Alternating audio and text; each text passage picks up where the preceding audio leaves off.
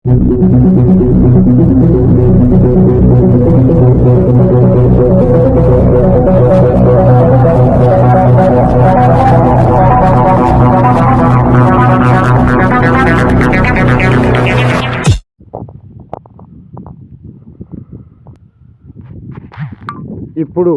మనం చూస్తూ ఉన్నది విజయనగర సామ్రాజ్యాధినేత ఇక్కడ సమాధి కాబడినాడు. ఇక్కడనే అతని యొక్క డెడ్ బాడీని ఖననం చేయడం జరిగిందని చెప్పి చరిత్ర చెప్తుంది. తర్వాత ఇక్కడ ఈ మండపం 64 స్తంభాలు అనుకుంటా, దాదాపు ఒక్కొక్క స్తంభము ఒక్కొక్క శైలిలో చెక్కబడి ఉంటుంది.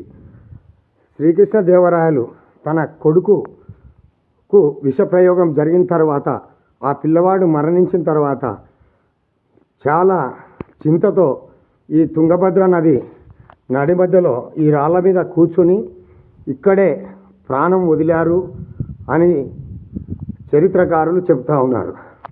వారి జ్ఞాపకార్థకంగా ఈ యొక్క మండపాన్ని నిర్మించారని చరిత్ర ఆధారాలతో తెలుపుతున్నారు. తర్వాత ఇక్కడికి విజయనగర సామ్రాజ్యం అంటే హంపి కానీ ఈ యొక్క అనెగొంది అనేటువంటిది మొట్టమొదటి రాజధాని విజయనగర రాజులకి.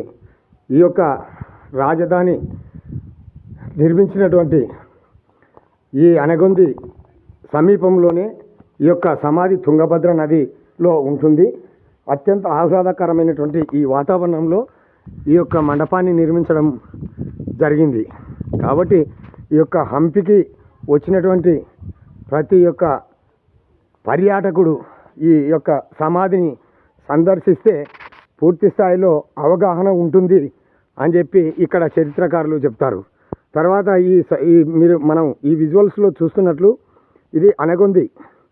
ఈ అనెగొంది అనేటువంటిది మొట్టమొదటి రాజధాని ఎవరికి? విజయనగర రాజులకు. ఈ రాజధాని పరిపాలన చేస్తూ ఉండేటువంటి వారు. తర్వాత బహుమని సుల్తానుల దాడులు ఇక్కడ ఎప్పుడు తరచూ జరుగుతున్నవి. ఇది రాజధాని సరైనటువంటి ప్రాంతం కాదని చెప్పి ఈ యొక్క రాజధానిని హంపికి మార్చడం జరిగింది. అంటే ఈ యొక్క తుంగభద్ర నది అడ్డం వస్తుంది కాబట్టి శత్రు సైన్యాలు కూడా అంత సులువుగా అవతలికి చేరుకోలేవనే ఉద్దేశంతో విజయనగర రాజులు హంపికి మార్చడం జరిగింది. సో ఏది ఏమైనప్పటికీ ఈ యొక్క శ్రీకృష్ణదేవరాయ మండపాన్ని అంటే ఖననం చేసినటువంటి మండపాన్ని సందర్శించవలసిందిగా ఇక్కడి చరిత్రకారులు చెప్తా ఉన్నారు.